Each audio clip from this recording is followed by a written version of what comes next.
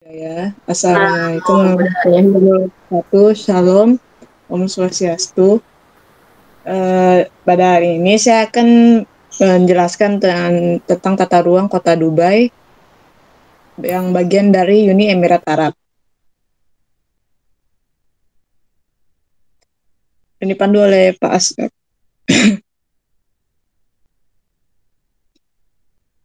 Jadi, pertama-tama Dubai, Kota Dubai Uni Emirat Arab.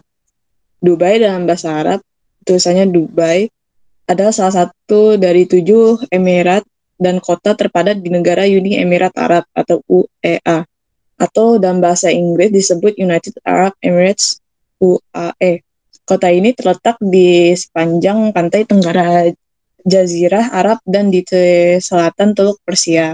Kota Madya Dubai disebut Kota Dubai untuk membedakan dari Emirat Dubai. Secara geografis di bagian timur Kota Dubai terdapat Kota Sharjah dan bagian barat Dubai terdapat Kota Abu Dhabi, ibu kota UEA. Abu Dhabi, Dubai, dan Sharjah adalah kota yang berbeda walaupun berdekatan. Pertama, saya akan menjelaskan tentang sejarah dari kota Dubai. Jadi, 50 atau 60 tahun yang lalu, kota Dubai itu sebenarnya cuma kayak ladang gurun pasir yang sangat-sangat panas, dan orang-orang yang tinggal di sana mayoritasnya dulu adalah sebagai penyelam mutiara ataupun nelayan. Nah, catatan tertua yang menyebut Dubai adalah pada 1095 dalam buku geografi karya geografer Arab Andalusia Abu Abu Abdullah al-Bakri. Lalu dikisahkan oleh pedagang mutiara Venesia Gaspero Balbi. Dia mengunjungi area kota Dubai ini pada tahun 1580, dan dia ini bilang kota ini atau menamakan kota ini sebagai Dubai atau Dibay. Dan di sini Maktoum bin Buti dari suku Banias memimpin orang-orangnya ke semenanjung Sindaga di muara Sungai Dubai pada tahun 1883. Mereka kemudian menetap di sana dan mendeklarasikan kemerdekaan dari kota itu dari Abu Dhabi. Hingga saat ini dinasti Maktoum masih berkuasa di Dubai.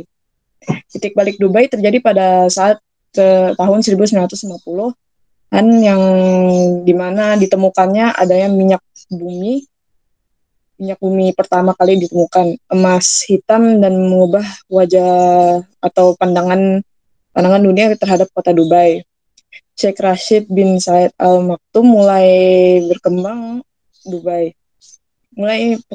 Dubai, mengubah kota itu jadi kayak cluster hunian kecil gitu, kayak kota-kota kecil gitu tuh, hunian di tepi sungai, dan menjadi kota pelabuhan modern dan pusat perdagangan. Sheikh Rashid mulai mengembangkan infrastruktur dan mendukung Dubai menjadi pusat perdagangan terkemuka. Pelabuhan Rashid, Pelabuhan Jebel Ali, dok kapal Dubai, pelebaran sungai, dan Dubai World Trade Center. Adalah beberapa proyek besar yang diselesaikannya pada saat itu. Lalu pada tahun 1971, Emirat Arab dibentuk untuk menjaga kemakmuran area tersebut. Ada 7 emir juga, yang seperti saya jelaskan. 7 emir bergabung dalam UEA, yaitu Abu Dhabi, Ajman, Dubai, Fujairah, Ras Al Sa, Khaimah, Sharjah, sa, dan Al Qawain. Apa? PPT lu Ya. sekarang itu di bagian sejarah ada isinya nggak? Enggak, ini emang gue lagi jelasin secara ini, Oh, gue secara, kira. Oh, oke. ya, ini belum lagi. Oke, jadi untuk selanjutnya saya akan menjelaskan tentang sejarah emas ini atau minyak bumi ini. Jadi sumber daya minyak bumi telah menjadi potensi yang sangat besar dan memberikan sumbangsi terhadap perkembangan struktur kota Dubai Perkembangan struktur kota ini juga terkendali di kota Dubai, United Arab Emirates yang sama-sama mempunyai potensi sumber daya alam, minyak bumi, lokasi eksploitasi minyak bumi ini sebagian terdapat di lepas besar di Uni Emirat Arab.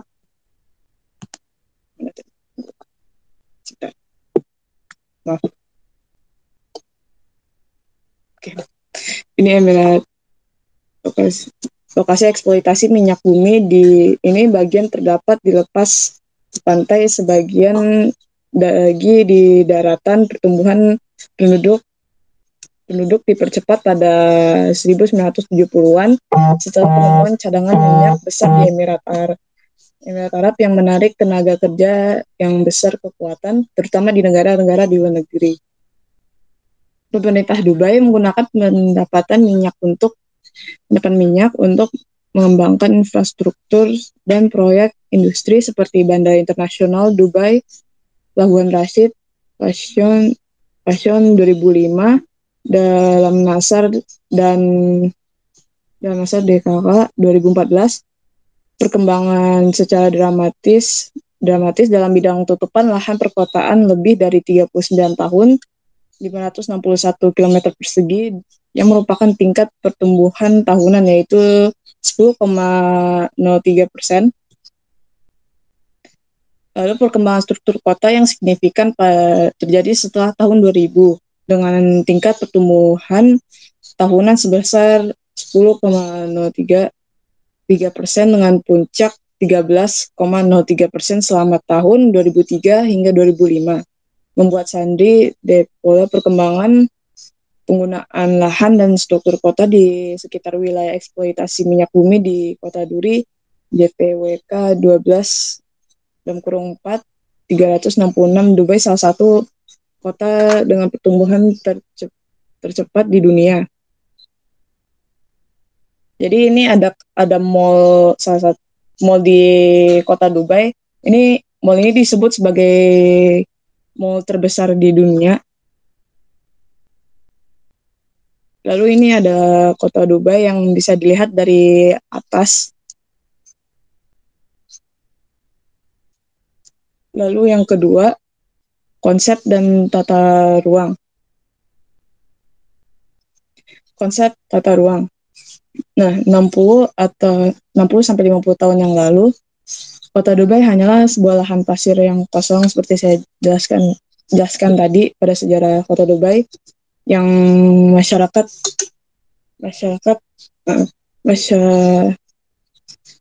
adalah nelayan dan penyelam mutiara, dan di masa sekarang Kota Dubai menjadi kota metropolitan terkaya di dunia. Akan tetapi tertulis apabila Kota Dubai merupakan salah satu kota di dunia dengan tata ruang terburuk di dunia secara internasional.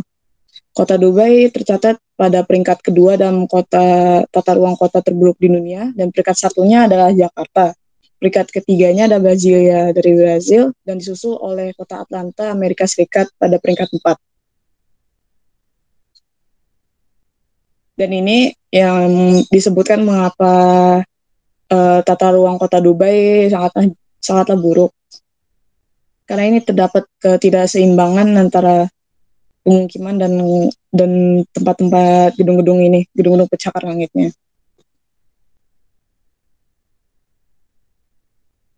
Yang ketiga adalah kelebihan dan kekurangannya. Pertama, tingginya biaya hidup di Dubai, yang dimana banyak sekali kebutuhan hidup yang sangat tinggi, walaupun bekerja di sana juga digaji dengan gajinya tinggi. Lalu pohon dan tanaman tidak dapat bertahan dengan lama karena di sana dengan cuaca atau iklim yang sangat-sangat panas, sehingga ada kekurangan sumber air dan membuatnya menjadi lebih sulit untuk menanam pohon atau tanaman. Dan seperti saya bilang, adanya kurangnya sumber air bersih. Salah satu kota yang dengan tata ruang kota terburuk di dunia versi RTF. Lalu ada kelebihannya. Yang pertama adanya pantai dan tempat terbuka. Tempat terbuka ini bisa dipakai oleh orang sana untuk berolahraga ataupun untuk menanam pohon kalaupun bisa. Lalu ikon-ikon kota yang terkenal. Ikon-ikon ini kayak misalnya gedung tertinggi yang di dunia. Seni dan warisan dan budaya yang menarik. Yang keempat, menjadi kota pengekspor minyak terbesar ketiga di dunia. Dan kelima ada salah satu kota terbaik dikunjungi, yang katanya kasih kota terbaik dikunjungi oleh wisatawan. Lalu keempat, pengaruh. Pertama, pengaruhnya terhadap alam adalah mulai adanya ruang terbuka hijau, akan tetapi kurangnya sumber air bersih akibat kondisi geografis yang berada di gurun. Yang kedua adalah wisatawan, menjadi salah satu kota terbaik untuk dikunjungi turis untuk berliburan atau hiburan. Yang ketiga adalah ekonomi, menjadi salah satu kota pengekspor minyak terbesar ketiga di dunia, membuat kota Dubai menjadi kota dengan biaya hidup yang sangat tinggi. Penduduk, banyaknya pengangguran dan kemiskinan di Dubai. Hal itu terjadi karena biaya hidup yang tinggi. Kelima, permasalahan yang ada. Pertama ada pengangguran, yang kedua ada kemiskinan, ketiga adanya kurangnya sumber air bersih, keempat biaya hidup yang sangat tinggi. Semua permasalahan ini sebenarnya ada sama aja di setiap negara atau setiap kota, tetapi untuk yang pertama ini, pengangguran dan kemiskinan karena biaya hidup yang tinggi, sedangkan kurangnya sumber air bersih karena ya lokasinya berada di gurun dan sangat sulit sekali mencari air juga, apalagi sumber air bersih, dan pastinya sudah ada biaya hidup yang sangat tinggi. Ada juga permasalahan di Kota Dubai adalah seringnya badai pasir yang bisa membuat kotanya jadi lebih kotor atau jadinya sesak nafas atau terselip di mata.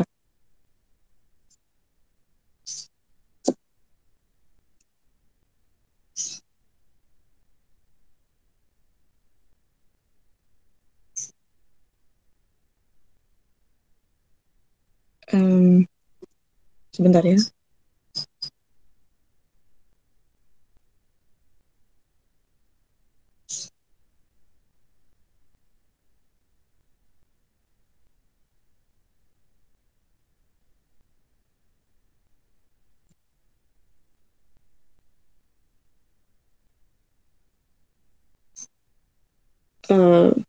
Untuk ini ya, untuk quotes-nya jangan hanya wanita yang perlu dimengerti, bumi juga perlu dimengerti. Menurut gurunya teman saya. Jadi sekian presentasi dari saya. Terima kasih sudah menyimak presentasi dari saya. Apabila ada yang ingin ditanyakan, boleh ditanyakan. Oke, presentasi yang sangat baik ya dari Manuel Syasa ya. Jadi kita bisa tahu ya, karena sejauh ini mungkin dari teman-teman kalian atau kalian berpikir wah ini Uni Emirat Arab ini atau kota Dubai ini adalah kota yang rapi bagus ya, tapi ternyata di sekitarnya itu ada beberapa bangunan yang kumuh, yang kurang tertata rapi ya. Jadi kan intinya dari tata ruang itu adanya keseimbangan ya. Ternyata di sana kontras ya, tidak seimbang ya antara gedung-gedung pencakar langit dengan rumah-rumah pemukiman yang di sekitarnya gitu ya. Itu sangat jauh sekali gitu. Makanya ada beberapa sumber yang mengatakan bahwa kota Dubai itu termasuk kota terburuk ya dari tata ruangnya gitu. Oke, ada yang ingin ditanyakan dari teman-teman Manuel Syasa? Silakan angkat tangannya ya kalau ingin tanyakan. Oke. Ya, Dubai itu kan orang banyak dong kayak pergi-pergi ke Dubai buat jalan-jalan kan. Tapi sekarang abis diliatin tata kotanya kan ada yang wah gedung, wah jalan bagus, tapi di pinggir-pinggirnya rumahnya kumuh-kumuh gitu. Jadi itu benar Dubai itu main attraction-nya apa sih? Oh, jadi maksudnya main attraction dari Dubai? Iya. Ini boleh disimpan dulu nggak, Pak? Itunya. Apa sih? Pertanyaannya dulu, baru saya jawab. Dikunci dulu ya. Iya. Oh, boleh. Mau langsung dijawab boleh. Ditampung dulu boleh. Nah, ini Shirley juga ingin bertanya kayaknya nih. Ya.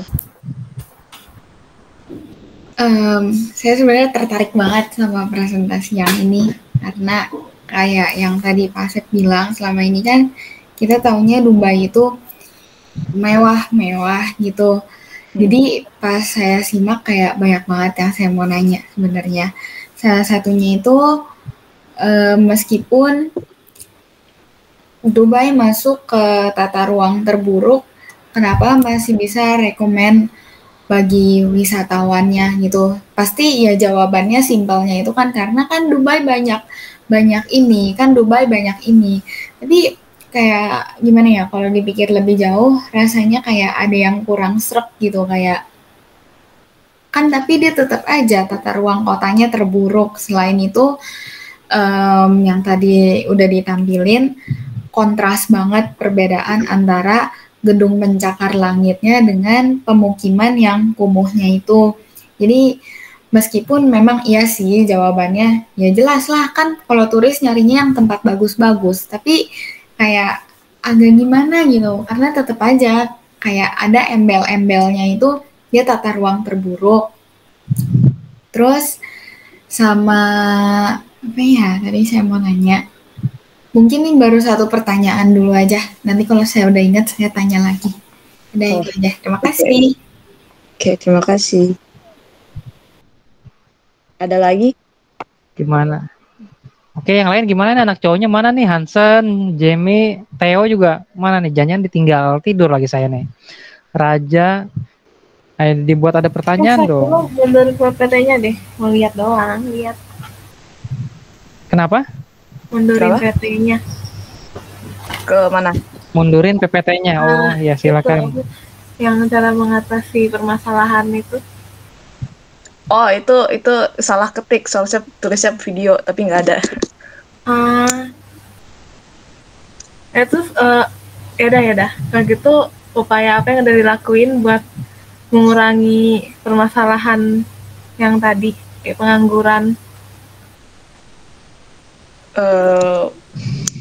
Untuk mengatasinya itu biasanya membangun atau membuat kayak suatu lapangan kerja yang baru atau membuat usaha yang baru.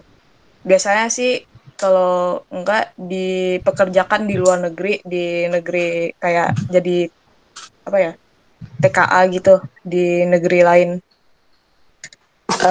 Buat Arlin tadi maksudnya nanyanya main attraction dari Dubai ya, maksudnya Yes. Walaupun kota terburuk tapi kenapa turis ke sana, terus main attraction-nya apa ya? Ya kan? Yes. Ini sebenarnya sama kayak punya Shirley ya, yang itu mengapa turis masih ingin ke Dubai walaupun tata ruangnya terburuk. Kalau menurut saya dari apa yang saya udah cari-cari buat bikin presentasi ini, iya maksudnya turis ingin ke Dubai untuk melihat Burj Khalifa, iya. Tapi selain itu turis kan juga, maksudnya terkadang ada beberapa turis yang nggak mau ngeliat ke sana, tapi juga biasanya kan pengennya yang positif aja kan. Nah, main attraction dari Dubai itu kan pantainya yang indah, terus negaranya itu disebut sebagai negara yang mengejutkan. Kenapa?